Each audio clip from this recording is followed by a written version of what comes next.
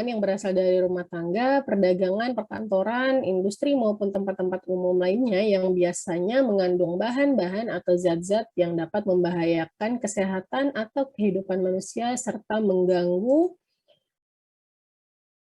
kelestarian lingkungan hidup. Jadi limbah cair ini kebanyakan tidak memberikan manfaat bagi lingkungan, melainkan memberikan dampak buruk atau dampak negatif bagi lingkungan yang ada di sekitarnya apabila tidak dilakukan proses pengolahan terlebih dahulu sebelum dibuang ke lingkungan, seperti itu. Apa saja sih kandungan atau campuran dari limbah yang dihasilkan baik dari lingkup rumah tangga maupun industri?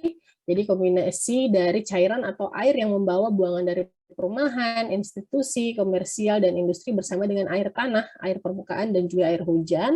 Begitupun dengan tentu saja hasil dari produksi yang digunakan ya. Jadi kalau misalnya di tingkat industri ini kan ada proses produksi ya pastinya, dan itu akan memberikan dampak pada limbah yang dihasilkan seperti itu.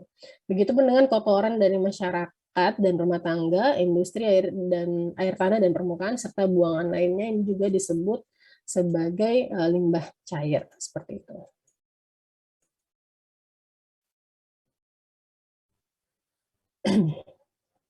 Semua air atau zat cair yang tidak lagi dipergunakan sekalipun kualitasnya mungkin baik. Jadi sebenarnya kalau limbah cair ini dikategorikan berbahaya apabila dalam proses produksinya mengandung bahan-bahan kimia, mengandung zat-zat yang tidak aman seperti logam berat yang berdampak khususnya pada lingkungan dan juga pada kesehatan masyarakat seperti itu.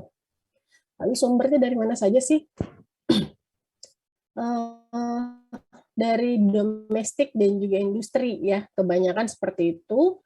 Kita lihat dari lokasi di mana kita berada, apakah memang lingkungan rumah kita ini di sekitar rumah kita terdapat industri atau tidak, sehingga memberikan atau menghasilkan limbah yang memberikan dampak pada lingkungan sekitar kita. Tapi kalau limbah cair domestik ini sebenarnya limbah yang kita hasilkan sehari-hari, limbah rumah tangga ya.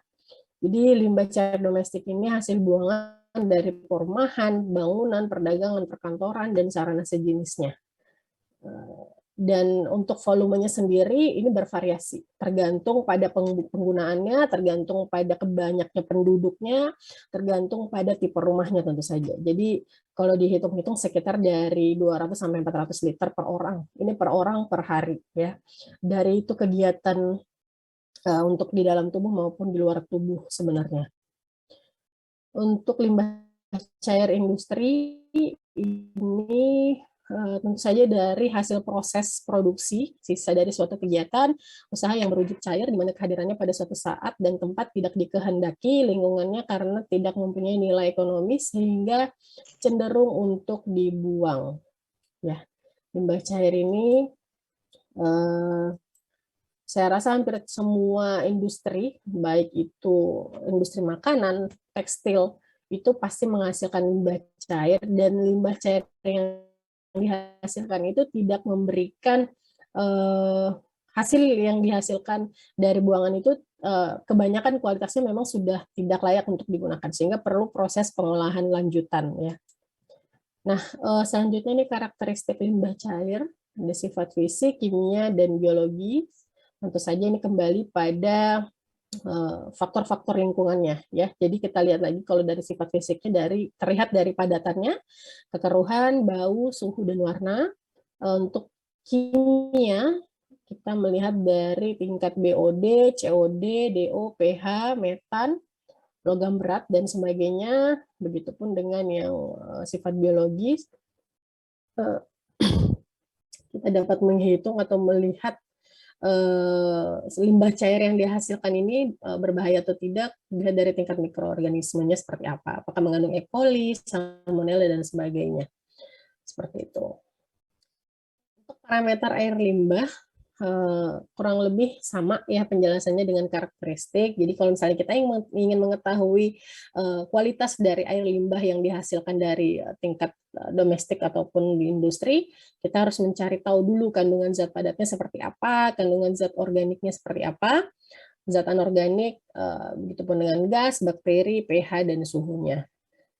Ini perlu dihitung dari pihak industri itu pun sebenarnya sudah harus mengantongi surat izin dari baik itu lulus AMDAL-nya ataupun surat izin untuk membuang air limbah kepada ke lingkungan ketika sudah dikatakan aman dari parameter ini, ya parameter yang dimaksud dalam untuk melihat apakah air limbah tersebut sudah baik atau tidak, seperti itu, membahayakan atau tidak.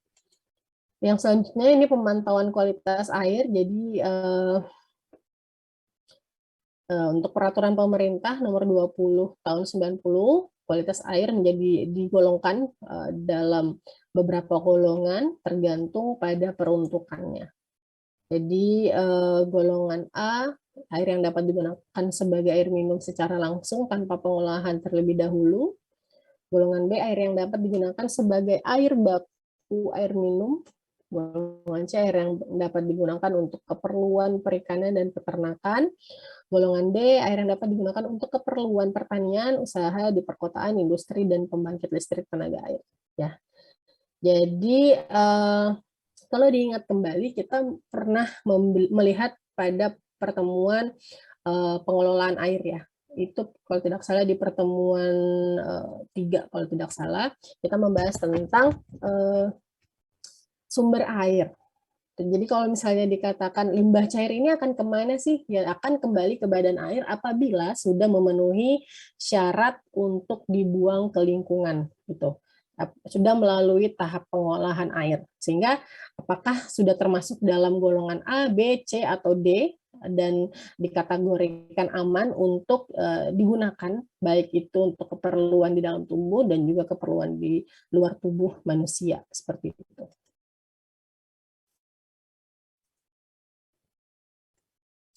Tujuannya untuk apa sih pemantauan kualitas air ini? Tentu saja untuk melihat bagaimana hasil dari limbah cair tersebut dikategorikan aman untuk digunakan kembali. Tentu saja perlu dilakukan pemantauan secara berkelanjutan, surveillance environmental untuk mendeteksi, mengukur pengaruh yang ditimbulkan oleh suatu pencemar terhadap kualitas lingkungan dan mengetahui perbaikan kualitas lingkungan setelah pencemar tersebut dihilangkan. Ya, jadi ini mendata atau mengukur pengaruh yang ditimbulkan dari suatu pencemar, baik itu di limbah cair, ya kita lihat bagaimana kualitas air limbah cair tersebut terhadap lingkungan. Apakah kualitas dari lingkungan akan menurun ketika limbah cair tersebut ada, ataukah malah tidak menjadi masalah karena memang sudah melalui tahap pengolahan yang tadi saya sampaikan ya. Yang kedua, establishing water quality criteria. Ini sudah memenuhi kriteria, yaitu tujuannya untuk mengetahui hubungan sebab akibat antara perubahan variabel ekologi perairan dengan parameter fisik kimia untuk mendapatkan baku mutu kualitas air. Yang ketiga, appraisal of resources, tujuan untuk mengetahui gambaran kualitas air pada suatu tempat secara umum.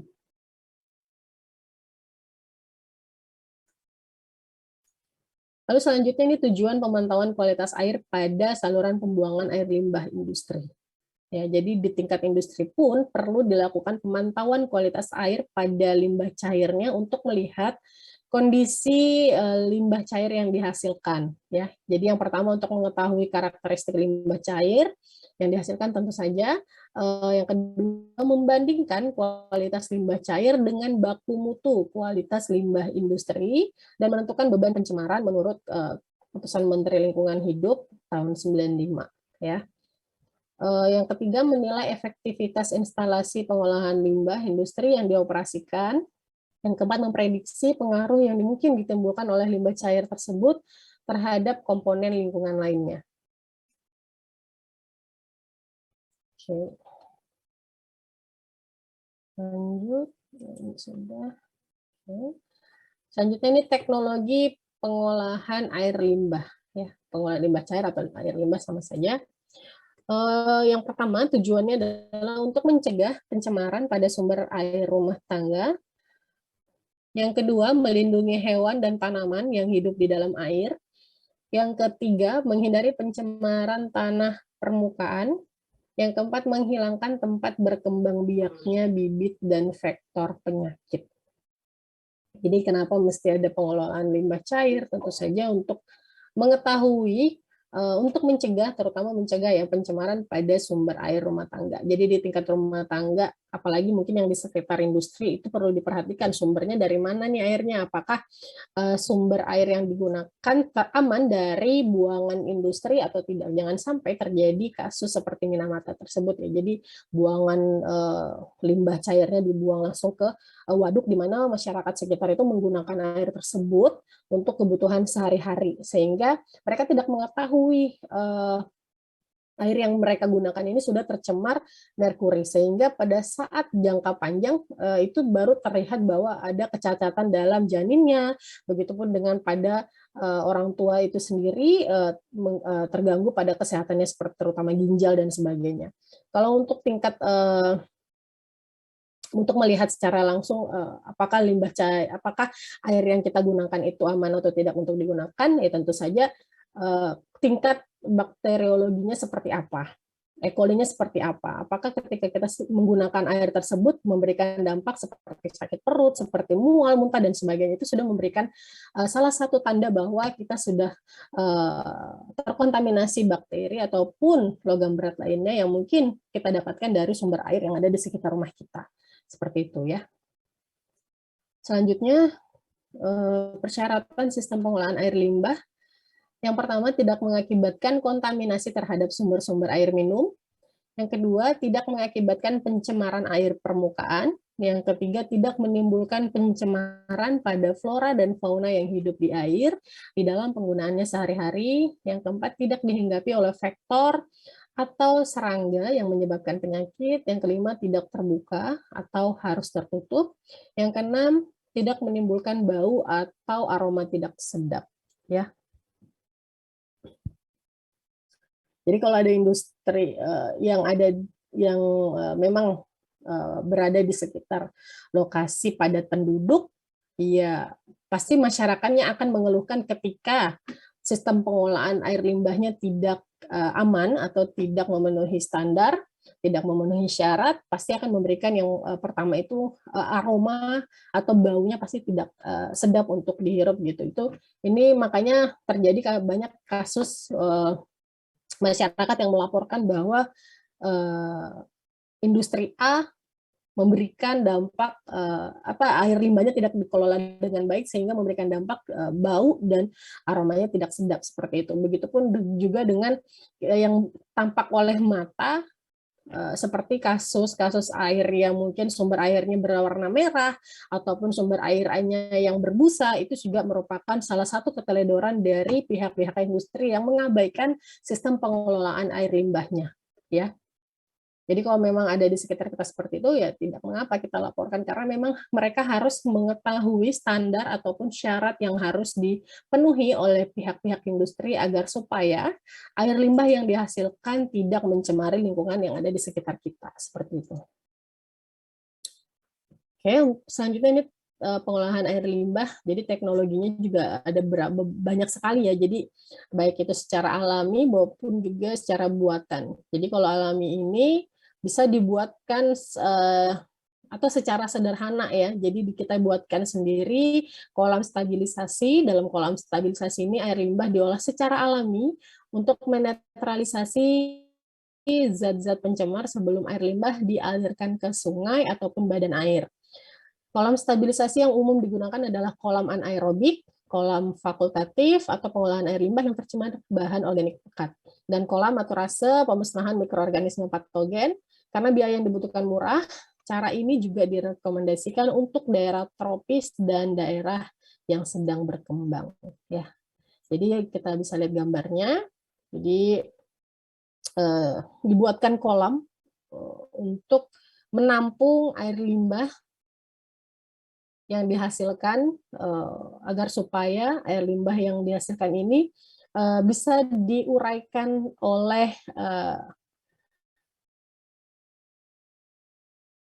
zat-zat alam yang ada di sekitar lingkungan kita sendiri. Jadi bisa secara sederhana, ini mungkin di tingkat rumah tangga ya, biasa di IPAL tingkat rumah tangga ini ada gitu ya, atau IPAL komunal biasanya juga hanya pada sampai tahap ini, karena memang hasil dari limbah rumah tangga itu sendiri sebenarnya tidak seperti dari industri ya, karena sangat-sangat berbeda. Karena kalau kebutuhan manusia pasti kita akan mencari bahan-bahan yang aman untuk kita gunakan juga gitu. Kalau proses produksi kan pasti biasanya menggunakan bahan-bahan kimia dan sebagainya, sehingga perlu proses pengolahan lanjutan.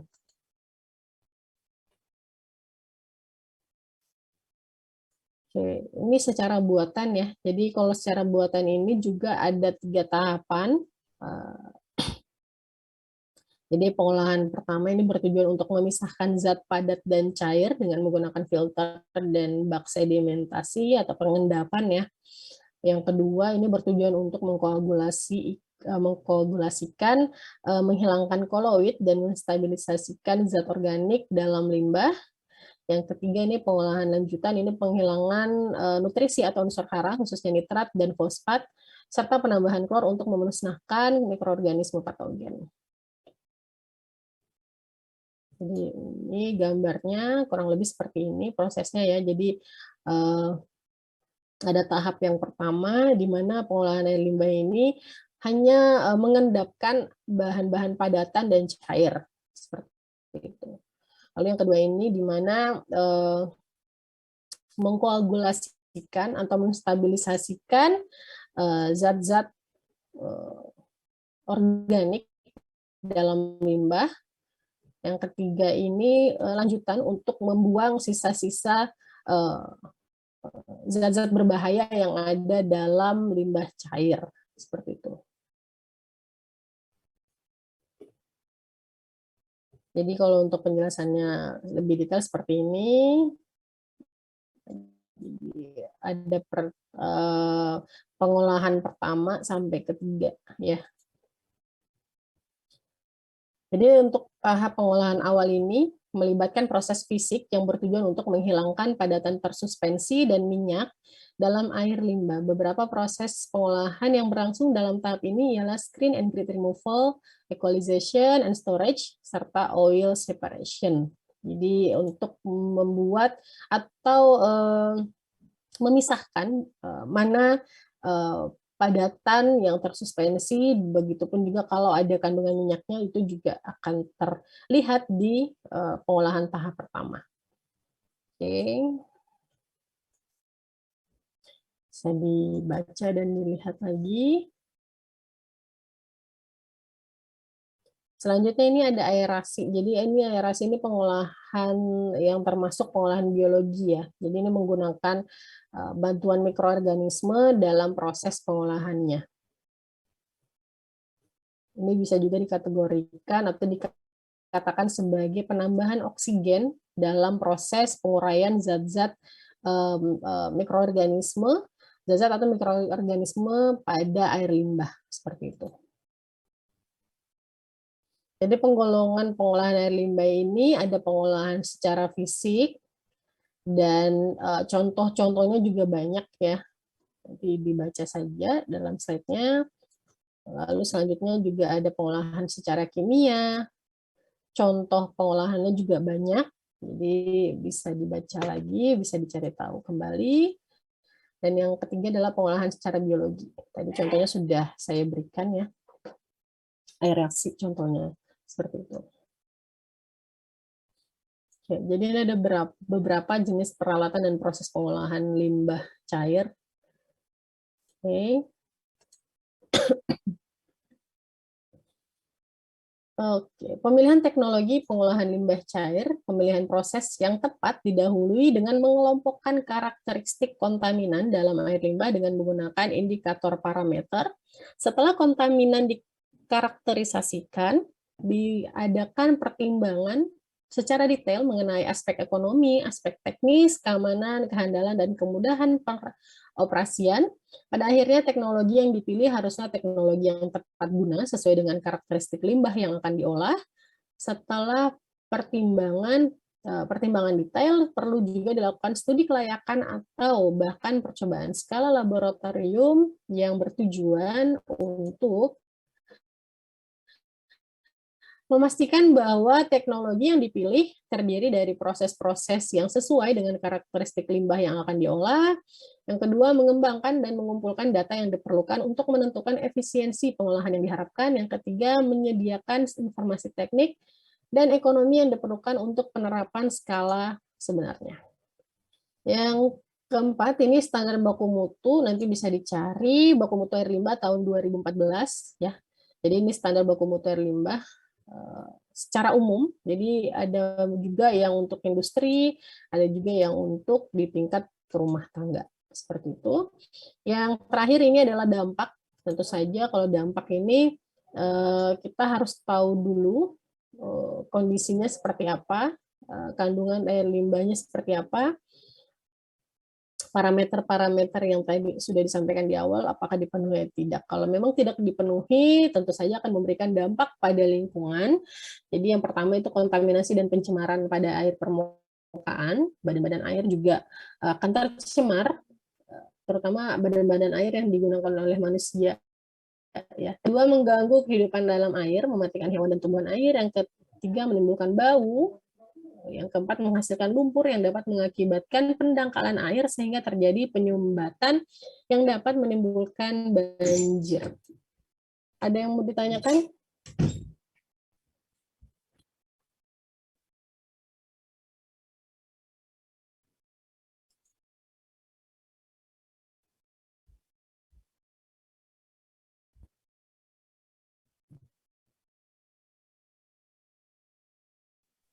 Izin bertanya, Ibu. Oke, silakan. Baik, kalau dari limbah cair rumah sakit itu biasanya dibuang kemana, Ibu?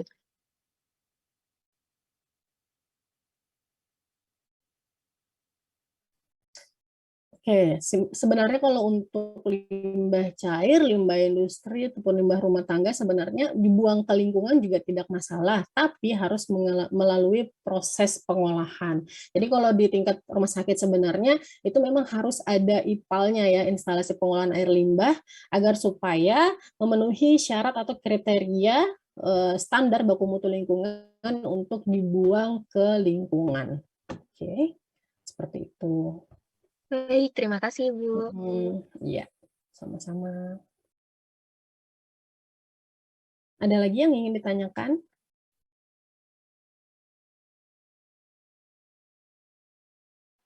Ibu, saya izin bertanya, Ibu. Silakan.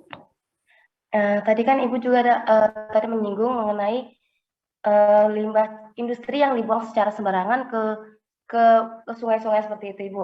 Nah, saya pernah mendengar berita di televisi ada beberapa industri yang pernah saya lihat membuang limbah cair secara sembarangan, misalnya di sungai yang sering masyarakat gunakan.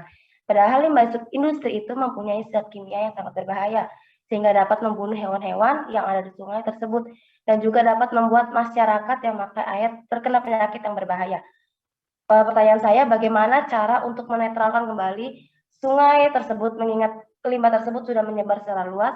Lalu Ibu, langkah seperti apa sih yang dapat dilakukan masyarakat saat terjadi kondisi seperti ini, apalagi ini merupakan salah satu sumber air masyarakat sekitar.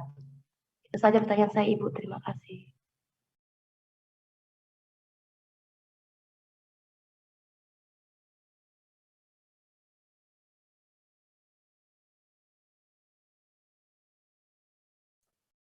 Oke, baik. Terima kasih atas pertanyaannya.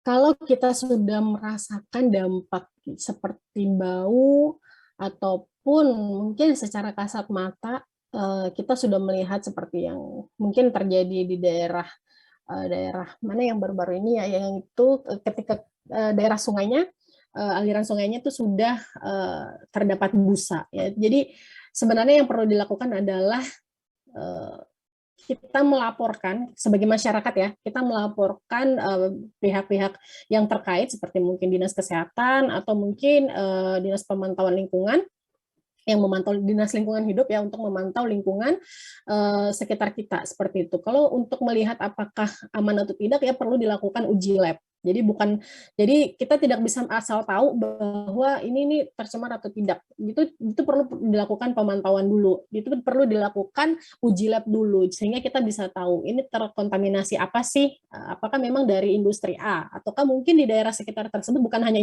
satu industri gitu, bukan hanya satu pabrik, melainkan ada pabrik lain sehingga kita tidak bisa menyalahkan semuanya. Jadi kita harus tahu dulu, mencari tahu dulu dari pihak-pihak industri terkait apakah memang limbah yang dihasilkan itu dibuang secara langsung tanpa proses pengolahan ataukah ada proses pengolahan tapi tidak dikontrol, tapi tidak dilakukan pemantauan sehingga pada saat akhirnya kualitas air limbah tersebut yang dihasilkan tidak memenuhi standar baku mutu lingkungan seperti itu. Ya, jadi untuk menguranginya seperti apa ya kita tidak bisa berbuat apa-apa karena bukan masalah kita, dalam artian bukan kita yang mempunyai peranan untuk mengendalikan hal tersebut, karena yang mempunyai peranan adalah yang memiliki tanggung jawab adalah pihak-pihak industri, dalam artian yang bertanggung jawab mereka yang menghasilkan limbah, mereka juga yang harus bertanggung jawab untuk mengurangi kandungan atau hal-hal atau zat-zat pencemar yang mempengaruhi air limbah tersebut sehingga dikategorikan tidak aman untuk dibuang ke lingkungan gitu. Jadi yang diberikan tanggung jawab adalah pihak industrinya. Kita tidak boleh ikut campur dalam hal tersebut. Kita hanya melaporkan bahwa memang di daerah lingkungan kita sudah tercemar. Jadi kelanjutannya seperti apa, biarlah pihak dari dinasnya ataupun dari industrinya sendiri yang bertanggung jawab akan hal tersebut. Karena kalau misalnya kita masyarakat umum, ya mungkin kalau kita punya basic ilmu kesehatan lingkungan, ya mungkin saja kita bisa ambil sampel tersebut, bisa dijadikan penelitian atau riset, ataupun mungkin pengabdian. Tapi kalau misalnya kita masyarakat umum yang tidak mengetahui apa-apa, ya memang tugasnya hanya melaporkan saja, gitu, seperti itu. Walaupun memang sudah dilaporkan tapi tidak ada feedback dari pihak industri, ya kita laporkan lagi kepada pihak polisian ataupun pihak-pihak yang mengetahui wewenangnya seperti apa. Seperti itu ya. Semoga bisa dipahami. Baik Ibu, terima kasih atas jawabannya. Oke, terima kasih. Karena memang untuk peraturan mengenai larangan membuang limbah ini banyak sekali ya. Coba dibuka di Google saja, itu banyak sekali peraturan yang mengatur tentang larangan membuang limbah sungai. Seperti saya ambil contoh, ini peraturan dalam Undang-Undang ya Nomor 32 Tahun 2009 tentang Perlindungan dan Pengelolaan Lingkungan Hidup, pasal 60 ini salah satu bunyinya,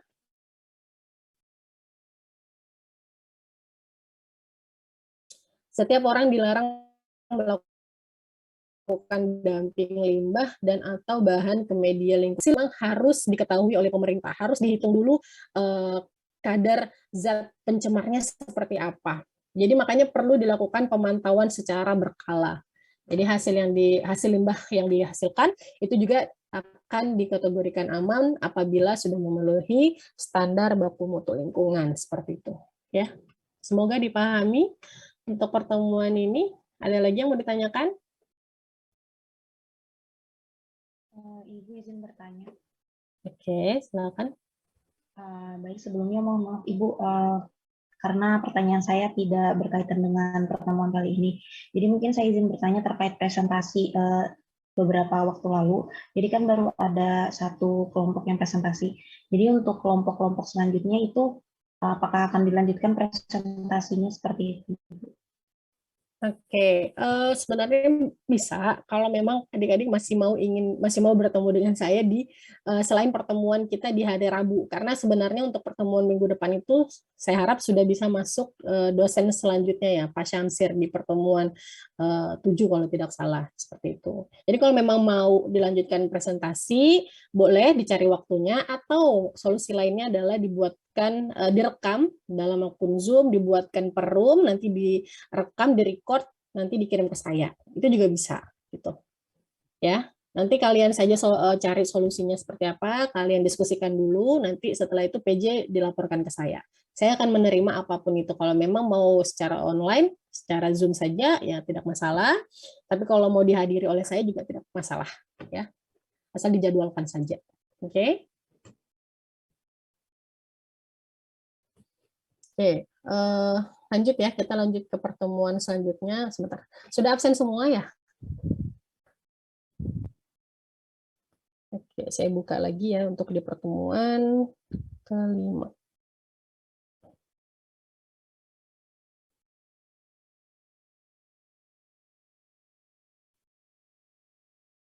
Oke, sambil didengarkan, boleh sambil diisi presensinya. Nanti setelah perkuliahan, saya buka lagi untuk pertemuan 6. Tapi nanti di monitoring, PJ tolong dituliskan tanggal pertemuan 6-nya di yang pekan lalu ya, Dek, dituliskannya. Baik, Ibu. Oke, selanjutnya kita masuk di pertemuan kelima. Ini materinya pengelolaan tinja. Semoga nggak ada yang lagi makan ya.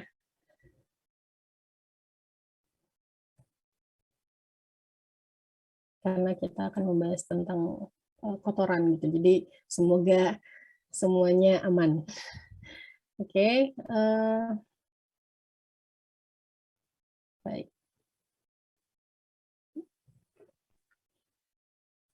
Baik, kita masuk di pengelolaan tinja. Jadi kita akan membahas yang pertama pengantar atau penjelasan awal dulu, pendahuluan ya. Yang kedua adalah definisi, komposisi, kuantitas, serta karakteristik limbah tinja. Yang ketiga, transmisi penyakit dari tinja. Yang keempat, metode pembuangan kotoran manusia. Yang kelima, pengelolaan limbah tinja. Jadi kalau kita udah bahas pengelolaan tinja ini sebenarnya agak gimana gitu ya, tapi nggak apa-apa. Sebenarnya ini juga ilmu yang dimana nanti kita akan bertemu dengan masyarakat, kita akan membahas tentang STBM, sanitasi total berbasis masyarakat, di mana harapan kita adalah masyarakat sudah melakukan STBM secara baik, dan juga masyarakat sudah memiliki pembuangan kotoran yang sudah layak, seperti itu. Seperti toilet dan sebagainya sudah memenuhi kriteria. Oke, yang pertama ini pengantar. Jadi di tahun 2015 ini sudah dijelaskan atau sudah digemparkan dengan yang namanya SDGs, di mana ini adalah suatu agenda untuk rencana aksi yang ditujukan untuk manusia, bumi, kemakmuran, perdamaian, dan kerjasama untuk mencapai pembangunan berkelanjutan di 3 dimensi, yaitu ekonomi, sosial, dan lingkungan. Oke, jadi untuk SDGs sendiri ini adalah keberlanjutan dari program MDGs di tahun-tahun sebelumnya, ya. Ini disusun berdasarkan tujuan yang ada pada program tersebut yang telah dijalankan mulai tahun 2000 sampai berakhirnya di tahun 2015, akan menuntut untuk mencapai tujuan global yang diinginkan pada tahun 2030, yakni pembangunan berkelanjutan. Ya.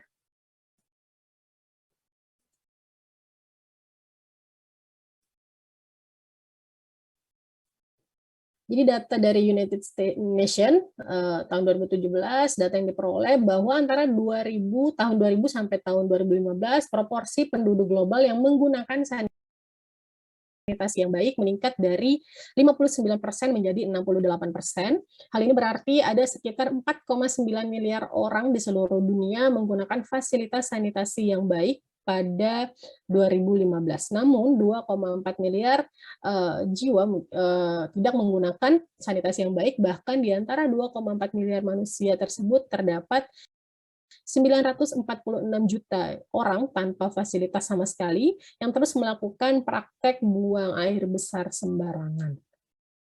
Ya, jadi masih banyak sekali masyarakat yang belum terjamah terkait dengan edukasi atau sosialisasi terkait dengan pembuangan tinjanya, apakah harus dibuatkan tempat atau dalam artian toilet, ataukah terus melakukan praktek buang air besar secara sembarangan. Jadi ini yang menjadi perhatian kita sebagai orang Kesmas, di mana kita bertugas untuk melakukan penyuluhan, bertugas untuk mengedukasi masyarakat bahwa dalam proses pembuangan air besar atau pembuangan tinja ini, kalau dilakukan secara sembarangan itu akan berakibat pada lingkungan seperti itu. Prosesnya dari mana sih? Kenapa sampai masih banyak terjadi pembuangan tinja secara sembarangan ini? Ya ini berakibat dari tingkat sosial ekonomi yang rendah, pengetahuan di bidang kesehatan lingkungan juga kurang, dan kebiasaan buruk dalam pembuangan tinja yang diturunkan dari generasi ke generasi. Kondisi ini ditemukan pada masyarakat di pedesaan dan di daerah kumuh perkotaan. Jadi ini menurut Chandra 2012, karena memang masyarakat saat ini memang masih memiliki pemikiran yang masyarakat, tapi saya tidak menyebutkan semua daerah di daerah pedesaan seperti itu ya, tapi ada beberapa orang, beberapa oknum yang memang masih memikirkan bahwa pembuang air di laut, di pinggir laut dan sebagainya itu aman-aman saja karena akan terbawa arus. Padahal kalau kita lihat kembali, kita tengok kembali, ini memberikan dampak pada eksistensi yang ada di lingkungan tersebut ya, itu memberikan dampak buruk juga terhadap kesehatan manusia sebenarnya. Karena kalau misalnya kita menggunakan, masyarakat tersebut juga menggunakan air tersebut, ya ini kan memberikan dampak pada kualitas airnya ya, air yang digunakan. Pasti tentu saja kalau memang masyarakat tersebut masih membuang tinja atau membuang air besar di sekitar badan air,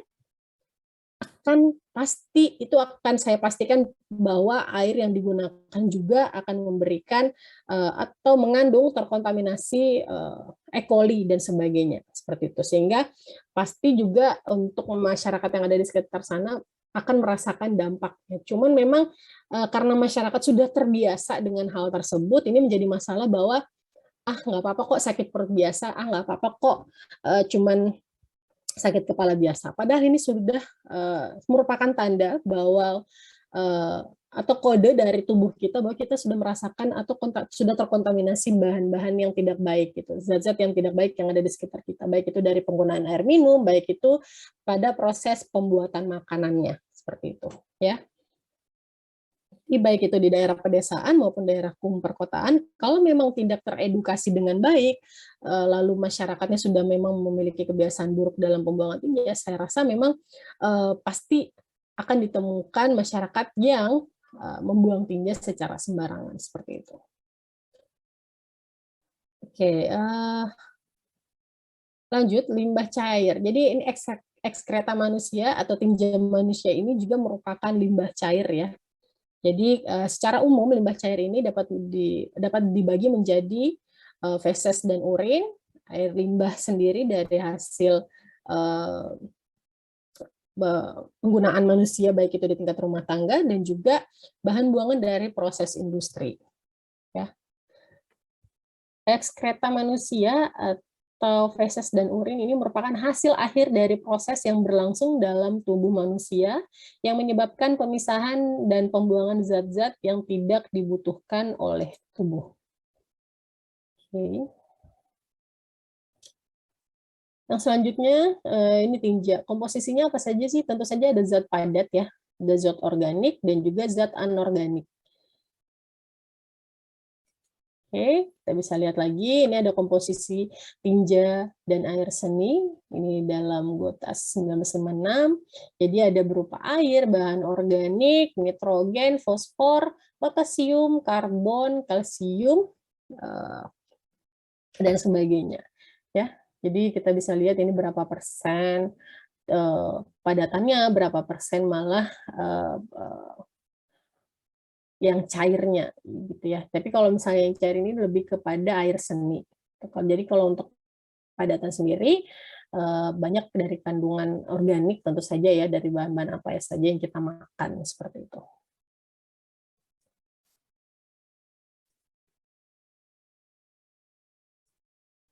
Oke, kuantitas tinja dipengaruhi oleh keadaan setempat, faktor fisiologi, kebudayaan, dan kepercayaan. Ya. Jadi mau bagaimana bentuknya, mau bagaimana komposisinya, tentu saja dipengaruhi dari kebiasaan kita. Apakah kita terbiasa dengan makan makanan yang baik, ataukah kita terbiasa dengan makanan-makanan yang sudah apa ya, seperti mungkin makanan-makanan yang sudah seperti makanan cepat saji, dalam artian seperti itu, ataukah dipengaruhi oleh faktor fisiologinya dari bentuk tubuhnya manusia seperti apa. Apakah memang terbiasa dengan makan yang dengan porsi yang banyak, ataukah terbiasa dengan porsi yang sedikit, seperti itu. Begitupun dengan kebudayaan dan kepercayaan ya.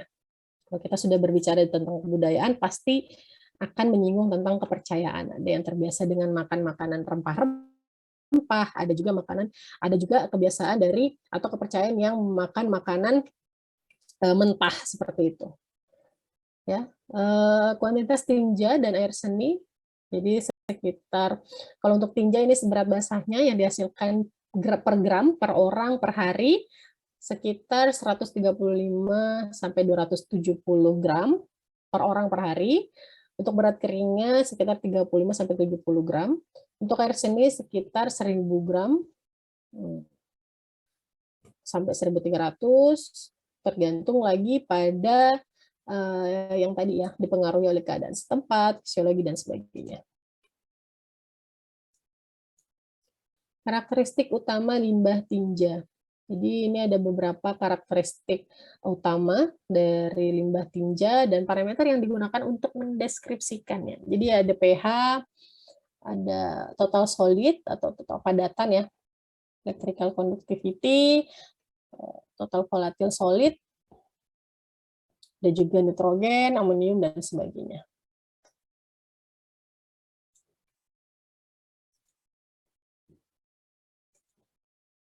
Lalu transmisi penyakitnya apa saja sih dari tinja ke kesehatan manusia?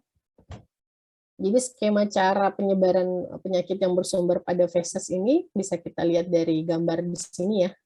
Dari tinja bisa mempengaruhi kualitas air, begitupun juga dalam proses pembersihan diri atau personal hygiene-nya seperti apa, dari tangan, makanan, minuman, dan sayur, dan sebagainya. Begitupun juga dengan adanya bantuan dari vektor seperti lalat ya yang membawa kotoran pada saat dihinggapi sehingga memberikan dampak pada makanan yang akan kita makan, sayur-sayuran, dan sebagainya. Dan lalu yang keempat itu adalah tinja yang mempengaruhi kualitas tanah sehingga terjadi pencemaran tanah. Apabila memang tinja yang dihasilkan itu tidak dibuang atau tidak dibuang dan tidak diolah secara alami seperti pada proses septic tank dan sebagainya ya.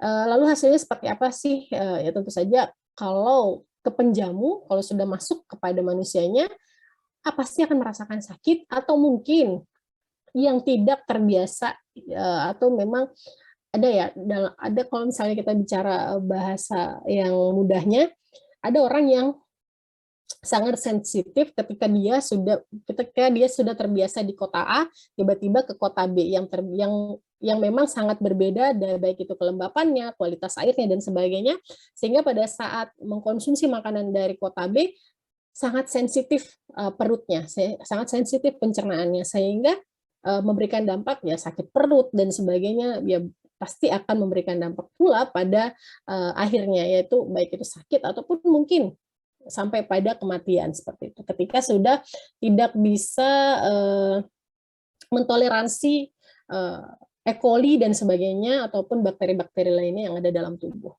ya seperti itu. Penyebaran penyakit yang bersumber pada feses dapat melalui air, tangan, vektor, tanah, selain itu juga melalui makanan, minuman, sayuran, dan sampai pada host yang menyebabkan sakit ataupun sampai pada kematian. Ini menurut Nota Atmojo tahun 2011.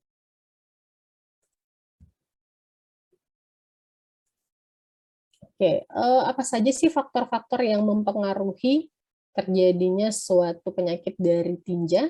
Yang pertama tentu saja ada agen penyebabnya, ya. Yang kedua ada reservoir, yang ketiga cara menghindar dari reservoir seperti apa.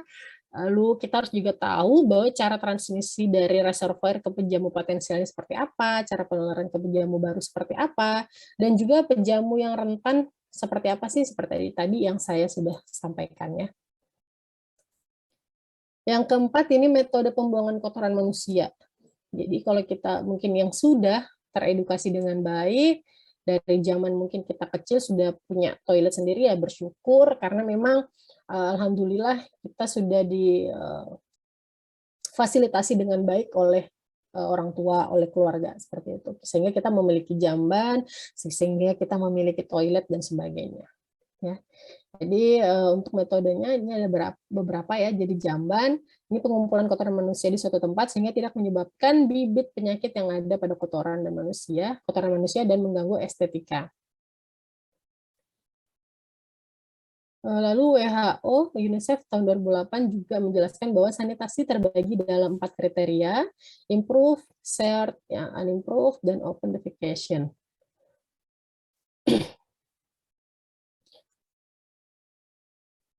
Lalu, apa saja sih persyaratan pembuangan tinja? Yang pertama, rumah kakus berfungsi sebagai tempat berlindung dari lingkungan sekitar, harus memenuhi syarat ditinjau dari segi kenyamanan maupun estetika, konstruksi disesuaikan dengan keadaan tingkat ekonomi rumah tangga. Jadi kalau misalnya di daerah pedesaan yang belum memiliki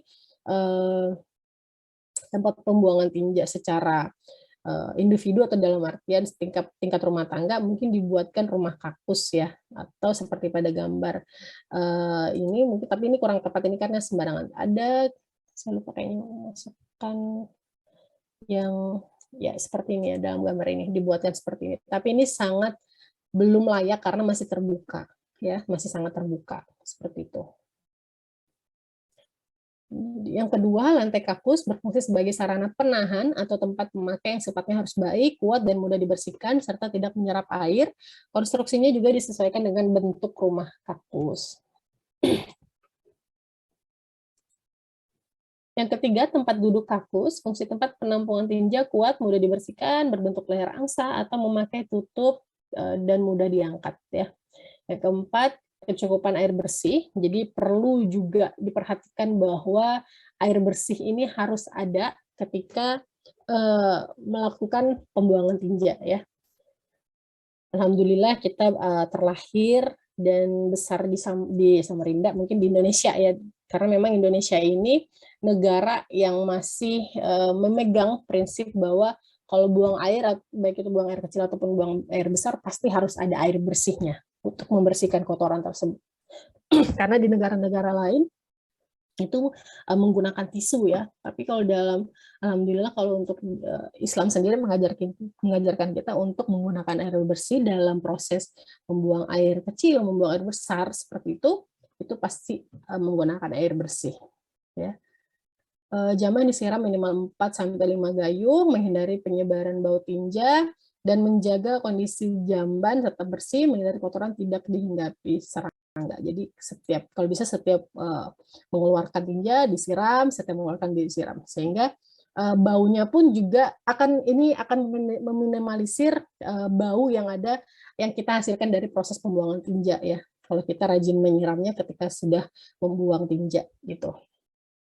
Lalu selanjutnya, tersedia alat pembersih agar jamban tetap bersih. Setelah jamban disiram air, pembersihan minimal 2-3 hari sekali. Kebersihan lantai agar tidak berlumut dan licin. Ya. Oke.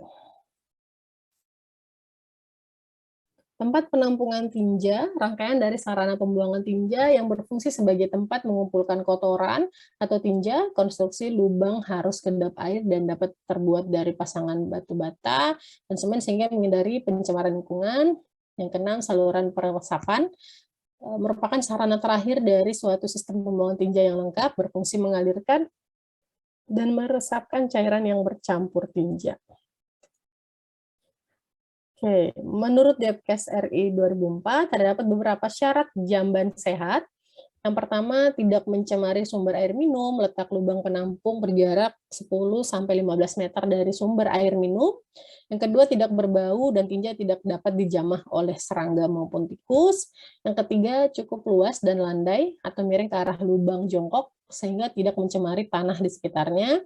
Yang keempat, mudah dibersihkan dan aman penggunaannya. 5, dilengkapi dinding atau atap pelindung, dinding kedap air dan berwarna, cukup penerangan, lantai kedap air, ventilasi cukup baik, tersedia air dan alat pembersih.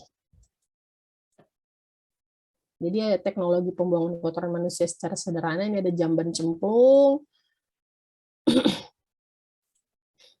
Kedua, jamban cemplung berventilasi, ya, bisa dilihat pada gambar.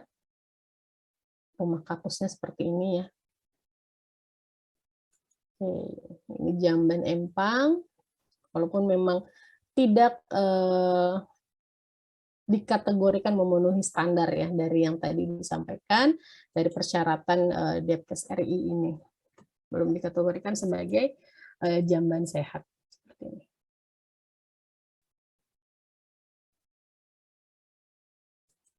Selanjutnya ini jamban leher angsa, ini mungkin sudah ada di sekitar teman-teman ya.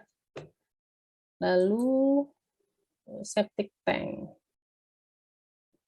Oke.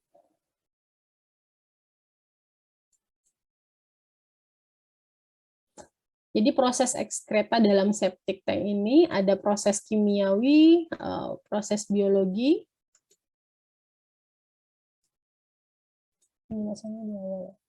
Ini lanjutan dari penjelasan septic tanknya ya. Septic tank ini terdiri dari tangki sedimentasi yang kedap air, ekskreta masuk dan mengalami dekomposisi. Dalam tangki tinja berada beberapa hari mengalami 2 proses. Jadi ada proses kimiawi penghancuran tinja direduksi sekitar 60-70% zat padat mengendap di tangki sludge. Zat yang tidak hancur mengapung dan membentuk lapisan yang menutup permukaan air dalam tangki tersebut. Lapisan ini disebut skum yang berfungsi mempertahankan suasana anaerob dari cairan di bawahnya yang memungkinkan bakteri anaerob dan fakultatif anaerob dapat tumbuh subur yang berfungsi pada proses berikutnya, yaitu proses biologi di mana terjadi dekomposisi melalui aktivitas bakteri anaerob dan fakultatif anaerob yang memakan zat organik alam. Hasilnya terbentuk gas dan zat cair lainnya serta pengurangan volume tidak cepat penuh. Cairan enfluen yang tidak mengandung tinja dan mempunyai BOD relatif rendah dikeluarkan melalui pipa dan masuk ke dalam tempat perembesan. Jadi seperti ini alurnya. Selanjutnya ini ada jamban kimia. Jamban udara ini biasanya dibangun pada tempat rekreasi, transportasi, kereta api, pesawat terbang, dan lainnya. Terjadi disinfeksi dengan zat kimia seperti kausatik soda dan pembersihnya dipakai kertas tisu atau toilet paper ya. Jadi mungkin ini bisa dilihat di contohnya di pesawat ataupun di kereta. Jamban pupuk dan sebagainya ya. Banyak sekali teknologi pembuangan kotoran manusia secara sederhana. Seperti itu. Oke, ini aspek-aspek dalam pengelolaan limbah tinja. Jadi ada aspek regulasi dan kebijakan terkait dengan pengelolaan limbah tinja, baik itu di tingkat rumah tangga maupun industri. Yang kedua aspek kelembagaan, aspek teknis, keuangan, dan juga peran serta masyarakat seperti apa. Oke. Baik, itu saja. Ada yang mau ditanyakan terkait dengan pengelolaan tinja?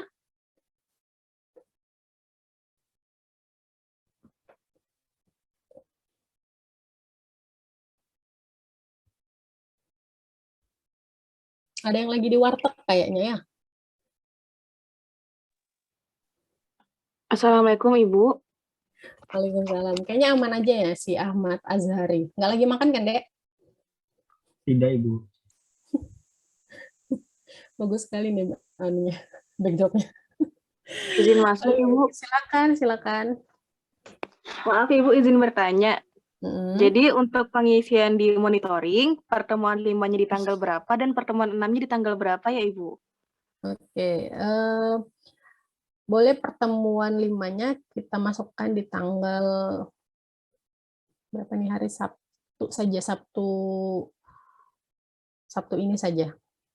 Nggak apa-apa. Untuk pertemuan 5 ya. Kalau pertemuan 6 kan di pekan lalu ya. Kalau pertemuan 4 hari ini jam 8. Lalu pertemuan 5-nya, oh diisi aja yang kemarin, di hari apa ya kemarin tuh? Rabu ya seharusnya ya. Diisi hari Rabu aja. Jadi pertemuan 4 di hari Rabu, tanggal berapa tuh? Tanggal 9. Lalu pertemuan 5-nya di per hari Jumat ini, jam 8. Lalu pertemuan 6-nya di pekan lalu. Karena memang Pak Syamsir yang mengisi gitu, jadi dituliskan saja. Semoga Baik, terima kasih, Bu. Dicatat ya, dan sampai salah tanggal. Ada yang mau ditanyakan terkait materinya? 2 materi ini, mulai limbah cair dan limbah padat. Limbah tinja.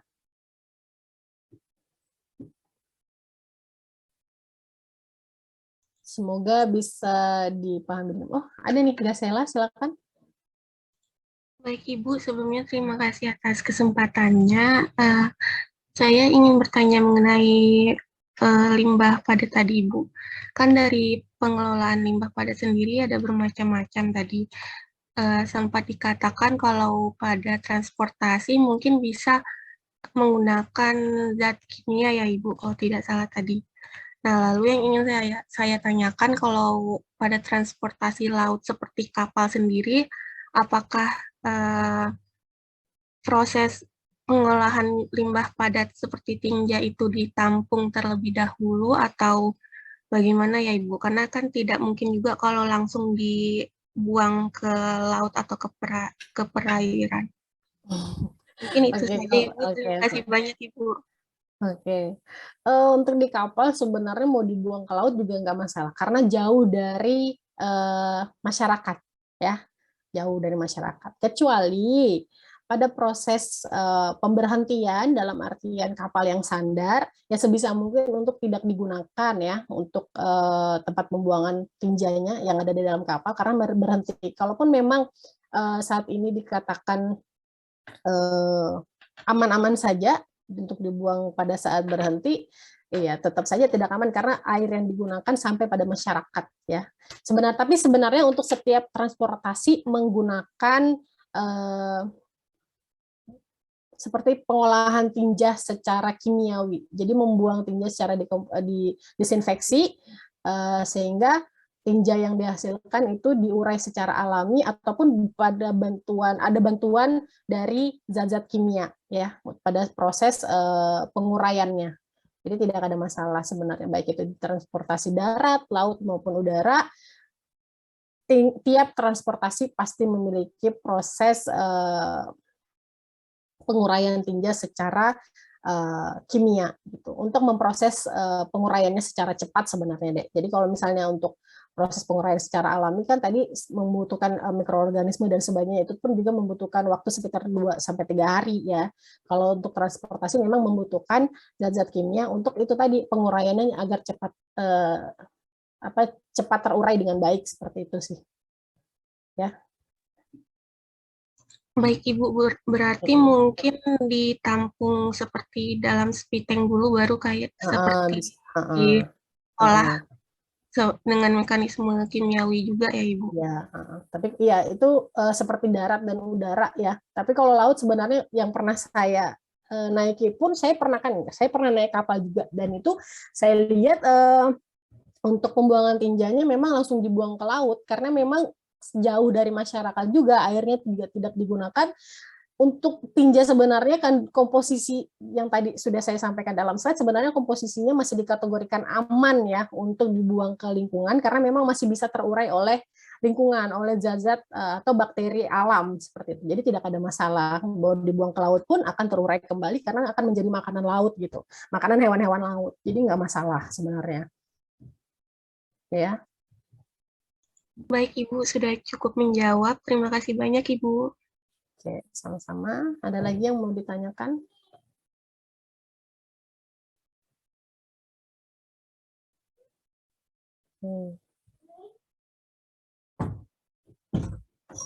Tolong ingatkan saya PJ untuk memberikan slide ya dari pertemuan kita kedua sampai pertemuan hari ini. Nanti saya kirimkan sebagai bahan untuk UTS. Ya. Baik, Ibu. Ada lagi yang mau ditanyakan? Apakah cukup?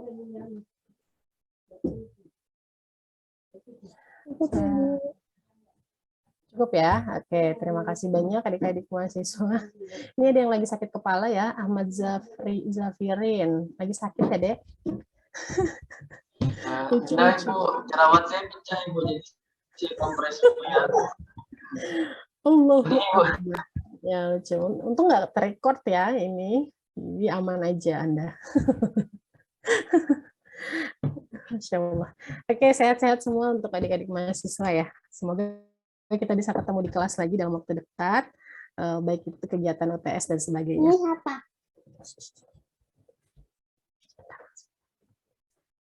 Oke, jadi untuk PJ, saya harap bisa berkomunikasi dengan Pak Sansir ya untuk pertemuan selanjutnya. Di pertemuan 7, kalau tidak salah, beliau sampai pertemuan 9, kalau tidak salah. Karena pertemuan ke-8 itu kan UTS ya. Oke. Baik, terima kasih banyak untuk adik-adik mahasiswa. Sampai ketemu lagi pekan depan. Saya mohon maaf kalau ada salah-salah kata dan perbuatan. Dan kalau memang ada yang belum dipahami, silakan ditanyakan ke saya. Atau ingin mencari tahu sendiri, juga saya mendukung, mensupport agar supaya wawasan adik-adik juga bertambah luas dari mendapatkan ilmu selain dari saya. Ya.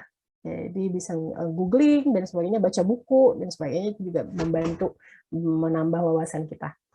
Oke, saya mohon maaf udah menunda 2 pertemuan sehingga harus dirapel hari ini karena memang terkendala karena ada acara keluarga gitu. Jadi saya mohon maaf. Itu siapa tadi? Ya. Baik, terima kasih sekali lagi. Billahi taufiq wal hidayah. Assalamualaikum warahmatullahi wabarakatuh. Waalaikumsalam warahmatullahi wabarakatuh. Terima kasih, Ibu. Terima kasih, Ibu. Terima kasih, Ibu.